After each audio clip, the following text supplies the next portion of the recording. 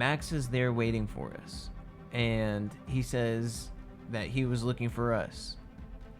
And once again, this was not enough time for him to run back there, and he was not out of breath or anything. He was like sitting down, just sitting there waiting for us. And this is like a heavier guy, and we just saw him do like a tuck and roll into the bushes, and nothing ever came out of the bushes. We sat there and like looked, and we're looking on the opposite side, and we're like, well, we kind of don't want to stick around next to this bush. And we went back up to the camp, and he was there.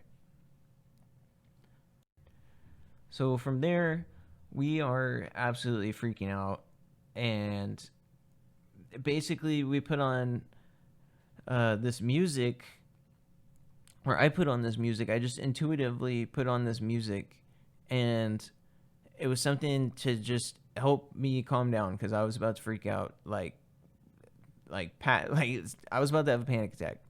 And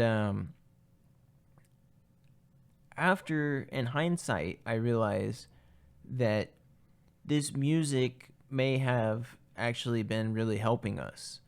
I think that it's possible that the artist that made this music was linking to positive type ET, and that I was pretty much on the same vibe, if you want to use that, as that artist, or like tuning into it. And we played it, and those sounds from that music, I think, literally helped us. And I know that sounds really strange, but it basically was just like circling the camp is what we were hearing. Like, we were all together, and we heard like stomping, like heavy walking, like bipedal walking around the camp.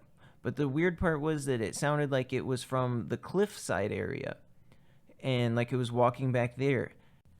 A few days before that, we had gone back there, and we had seen that somebody had put a giant metal cage, like that was on the edge of the property line, right? So on the other edge of the property line, we saw that they had put a giant cage over there, and we assumed that it was for hunting hogs, like a hog trap. And allegedly, Sasquatch will be around hog traps and walk down the rivers, but so will skinwalkers, allegedly, is walk down rivers. And I have no idea what that thing was. If it was a gray and interdimensional Sasquatch, skinwalker. I would love for you guys to put your thoughts and theories as to what this encounter was out of all of those things, or something else that I don't know, because it also goes back to Native American type of stuff. I forgot to mention that at the beginning, that this was Native American land and was basically highly valued, and was supposed to be a non-violent area because of how highly valued it was. This was like a holy place that everybody pilgrimaged to visit this place and have breakthroughs in a non-violent way. And the Spanish, when they got here, they said that they would ask the natives of these places that lived here, where did you come from? And they would say the bottom of the tip of the Americas and the north of the tip of the Americas. Like, they didn't know the Americas, but basically that's what they were talking about, was this the bottom tip from the top tip. So Canada to South America, they traveled to Central Texas because of the aquifer and spring system that's here in some select cities, like New Braunfels, San Marcos, Wimberley, probably more, I think maybe Fredericksburg. I don't know about that. That has a big river. But anyways, there's lots and lots of springs and caves in this area. This is the cave country. We have the world's largest amount of bats in the world in this location. So, yeah, it's hard to know what exactly this experience was. So, we have this bipedal, heavy thing circling around the camp, and we have this gray type of thing that just looked like our friend that was in the bushes down at the bottom of the hill. And above us, we have these two white lights that come in from the southwest type of area. And they start doing circles above our camp, two white orbs doing circles around us, one on either side of the circle in the sky. And they do that for a couple turns until we notice them. And once we notice them, they do it a couple more times, and then they shoot off to the horizon, northeast-ish, and go past the horizon, then come back from the horizon and come back over us and start doing circles some more. So it was almost like it was showing us that they weren't natural. I mean, that's kind of how I felt, was that there was some sort of light show display, kind of like a show of force, really. It was like we had multiple shows of force going on. And when these circles of lights, or these orbs, were circling us in the sky, the activity on the ground kind of started to die down a little bit. At first, it was like really hectic because both of them were going on. But then it was like the ground stuff started dissipating, and another light came in from the rear. So that would be like the southeast-ish again. It was an orange, slow-moving light in the sky going very, very slowly across the sky. And I would have said that it could have been a satellite or something like that because it was going on a straight path. But it comes up near one of these white circle things because they also start moving around and they stop doing the circle. Hence, this orange one comes overhead, and it's just slowly going overhead, almost just like a satellite would. I would have thought it was a satellite. Maybe it was. I don't know. But it gets to a certain point near one of these white orbs in the sky, and it just does a clean 90-degree turn instantly. Boom. 90-degree turn. 90-degree turn again. And then another 90-degree turn. So it does a square, basically, and then keeps on going. Or not a perfect square, but it does 3 90-degree turns to move out of the way of this white orb, and then continues on sailing the same direction that it was slowly. And then the white orb comes back. We start seeing more white orbs, like double or triple, like parallel shooting stars coming in at the same time. And we start seeing these orbs like almost as if they're being flicked across the screen. You would see them just like shoot crazy fast from one place to another. And sometimes it was instant, and sometimes you could see them move. So it was like there was a light show going on above us. Finally, another one comes in from the south and hovers over us in the north. And we actually got that one on film. That actually stayed up until we left. It was still up in the sky whenever we left the next day. And this was about like a 4-hour experience from like 2 a.m. to 6 a.m. approximately. And whenever this giant bright one came from the south and then hovered in the north, it was extremely bright, way brighter than all the other ones. And with all the other ones, we tried to get it on film, but we just got black like screen. We weren't able to capture the movement or the lights. But this one was so bright that we could easily get it on camera. And what's more is we have a jet pass by next to it. So you can see like the difference between what I mean, not right next to it, but nearby. And I was wondering what are they thinking? Could they even see it? And is that why they went over there? But so you can see the difference between a plane and this extremely bright stationary hovering object that we saw fly across the sky and hover and stay there in place. And I started telling my friends that I felt like I was having a psychic connection with this hovering one, and that I tried to just focus on love and send love out to it and try to make some sort of contact. I felt like they were watching me back, and that there was some sort of contact that was being made, and basically they were just observing us, and I feel like they were protecting us, because even whenever we were filming it, the experience, that we had the phone up, and the phone was trying to detect faces in the wood lines, which was very disconcerting.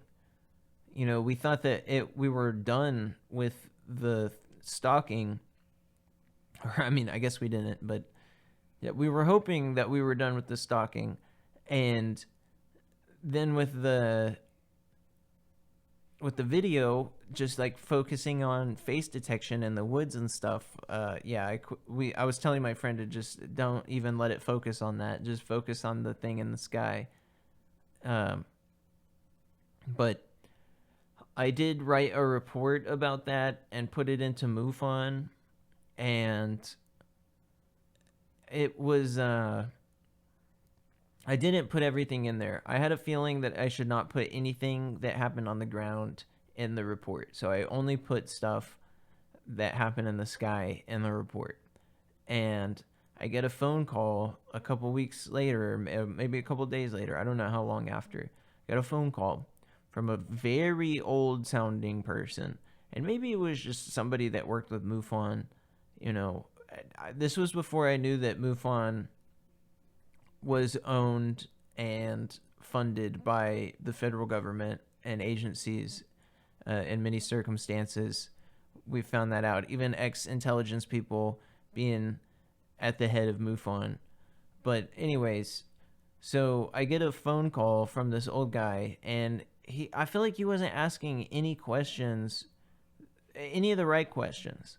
He was asking me like who I was with, where I was at the time, like where I am now, and like I feel like he wasn't asking any of the right questions. He just was trying to get information about me, and so I just didn't give him anything. And you know, I'm sorry if you're listening and that was you, and that was just some random MUFON guy, but I was spooked. So I didn't say anything. And the next day, you know, me and my friends are talking about what happened, and we were like, man, that was crazy. And I asked my friend James, the one least likely of all to be sort of pranking or joking, or especially to the degree that it went, because it went so far that we were all so freaked out, that I asked James, I was like, so what happened, like with you getting lost? Because usually you're pretty on point with being in the woods and stuff. Like, how did you get lost, and why did you walk into the woods?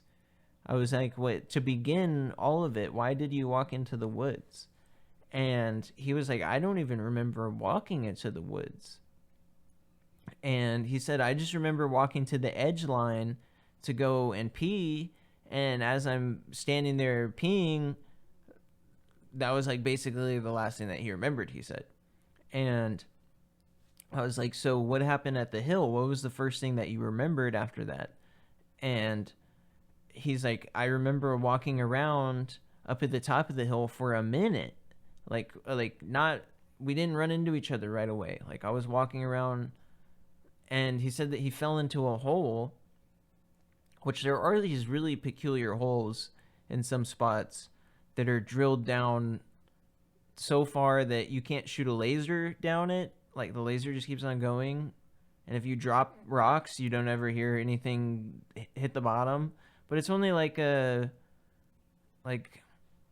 maybe 2, 3, 4 inch hole, which isn't safe. I mean, like something could fall in there, but it's like a drill hole that never got capped or something. But it's only a couple inches wide, enough for your leg to fall in, especially because he was a little bit of a bigger guy too. And so he was like, yeah, my leg fell into the hole, and then I was like stuck for a second, and then something reached out and grabbed my hand, and whenever I looked up, I was looking at myself, is what he said. And he said that the thing helped him out and walked away, and that he was looking at himself walk away, and that's whenever he ran into me like a minute or two later, because it walked down the hill like towards the south, and he walked up the hill to the north, and that's where I was. And yeah, that was peculiar. And then on the leg that fell into the hole, he had, and he was wearing shoes obviously and socks, he had a triangle mark on his foot, on the top of his foot, in the center of the top of his foot. He had 3, like, it looked like maybe puncture wounds. It looked like puncture wounds, or like a scrape, or I don't know. It looked like puncture wounds to me, but they were really light pink, and it was healing like really quickly. Like it healed within a day, and it was just totally gone. So that was really peculiar, and I had gotten a picture of that, but it's been lost to time, unfortunately. But I do have some pictures from that thing of the really bright UFO. We did get pictures of that, or of the orb, the really bright orb. I guess it's a UFO, but it's just basically a speck of light in the black sky. But yeah, if you're interested in seeing that, I'll definitely put that in there. But yeah, what do you think, guys think that was? Because I've thought about that for a long time. And somebody also had said maybe even Texas Goat Man type of thing, because sometimes the walking sounded like it had hooves, or could have had hooves, or something like that. Like it sounded like a bipedal horse, is kind of one way to put it. But not all the steps sounded like it had hooves. But it was very heavy, because the dirt was soft, and you could hear it like walking on the dirt. And it sounded very heavy. At least the thing on the north side by the cliff. The thing in the brush, it was like agile, extremely agile. It wasn't heavy and clumsy at all. It was very light and agile, I would say. But it was able to look like a heavier person, but then do a crazy maneuver, like a what's it called, where you do the jumping, the parkour, like a parkour maneuver, you know. But yeah, I've never been there since, and since next year is the anniversary, maybe I should go back there. I probably won't film it and take pictures and stuff, because they say that you're not supposed to share. I don't really know what's going on at this location. I will also add that this could be dangerous, and that there was a massive flood before this along the rivers. So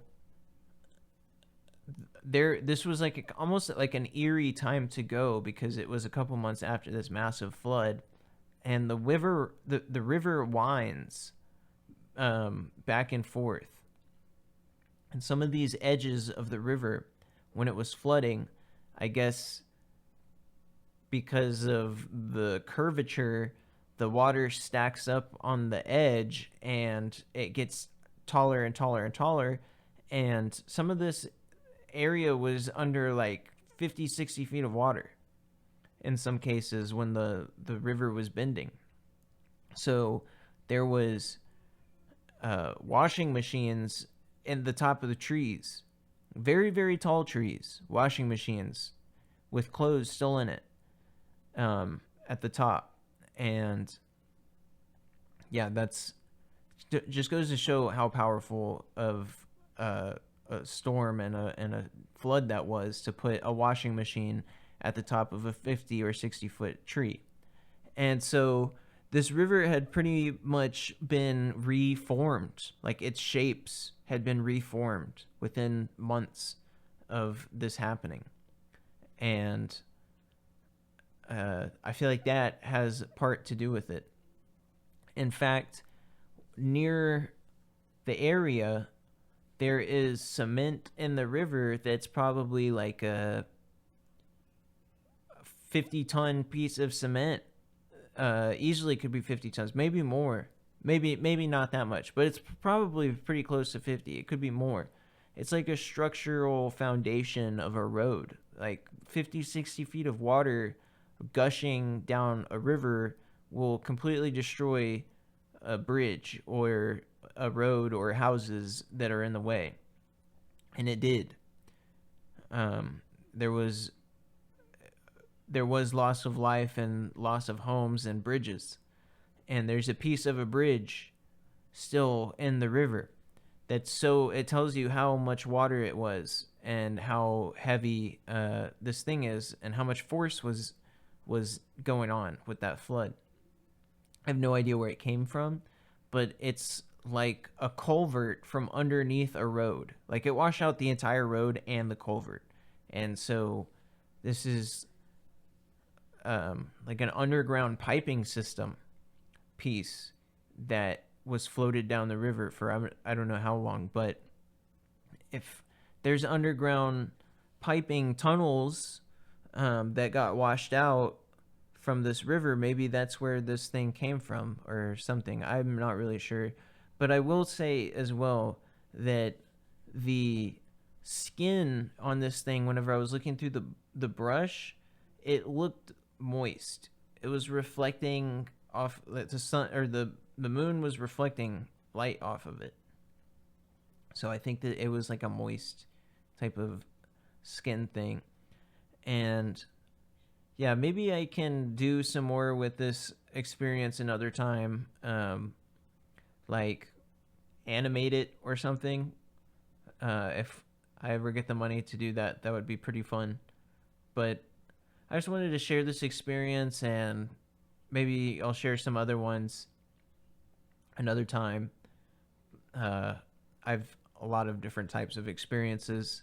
This is definitely the like top notch one for me. I mean, it was so long, and then we have the video, and yeah, it was freaky. The only frustrating part of having a 4-hour experience and then not knowing what you experienced is just that you have so much to go off of, and how can you have such a big experience and still not know anything about it?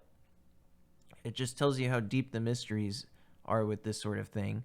And I definitely treat going out into the woods a lot more seriously than I would before, and that some of these things happen closer to town than you would ever realize. And I'm just gonna show some pictures and like a small video from that night. I'm not gonna play the full video because it's really, really embarrassing, frankly. But there's also not much on it. There's just like us kind of freaking out and recapping, and there's a light in the sky, and as we're filming it, this giant cloud comes in and blocks the light for a little bit, but the plane flies over, and then when the clouds pass, the light is still there. Like I said, it was there until we left that morning at like 9 a.m. It was still a really bright object just in the middle of the sky. I guess everybody assumed it was a star, but what type of star stays that bright at 9 a.m.? It was like piercingly bright. But yeah, the plane flies by it, and we don't get it side by side on the screen, but I can put them next to each other with editing.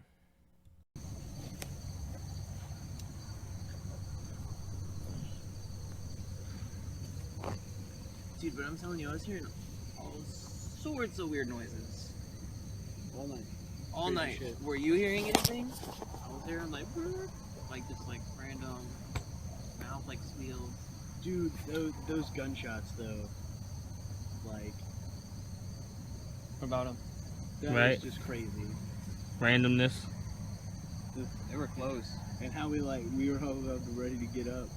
Well, yeah, because they sounded close. Yeah. Check it out. What the fuck? Yo, you're still filming, right? Yeah. Yeah, it's a plane, but I mean like, and then, hey boy, right in between the trees right there. Like, still there. That's what a plane looks like. That's what a plane looks like.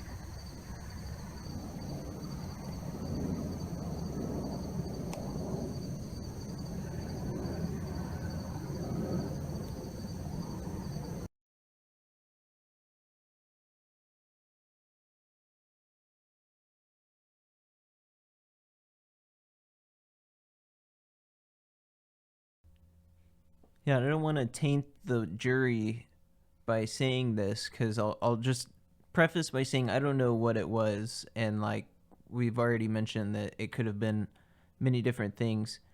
I kind of wonder if it was multiple things though coming together, like a gray and some sort of Bigfoot, Sasquatch type of thing, and UFOs, like all at the same time, and perhaps there was different factions at play. It seemed like there was a war going on. We were in the middle of a war zone. It's almost the type of feeling that it was. At first, there was these special agent type things that I would describe that were really interested in us. And after that, it was like a free-for-all started, or like they were trying to still infiltrate the camp, but something else was preventing them or making their job harder. That's just a theory. One thing that I will say is I definitely got feelings from the stuff in the air that it was protecting us, and possibly that music was calling them in. And yeah, we just saw like a lot of different stuff entering and leaving in the atmosphere, like probably a dozen craft, I would say, at the least. And yeah, it just seemed like there was a lot of different stuff going on. So tell me what you guys think and what your opinions are. If you have any theories, you can email me at inspiredearthpodcast@gmail.com, or leave a message on Spotify or whatever, on YouTube, Facebook. I post some stuff on Instagram occasionally for fun. So yeah, if you have anything you want to add to that or any feedback, more than welcome to email me or comment, or Patreon. That's another one. If you want to hear more stuff like that, just let me know what you guys want to hear, and I'll try to do a news update ASAP, because we've had a lot of cool news. So with that, I hope that you guys enjoyed, and I might do like a retelling of this. I had fun with the audio, like looking through audios and stuff with this, so it'd be fun to make a more theatrical version at some point, or even I mean, I don't have near the resources of this, but it would be really fun to do a audio play. I could always look into that. There's more options than one would realize, I suppose. But I did have fun, and I hope that you guys enjoyed it, and I will talk about some more experiences in the future. So with that, I look forward to your feedback. Be safe out there.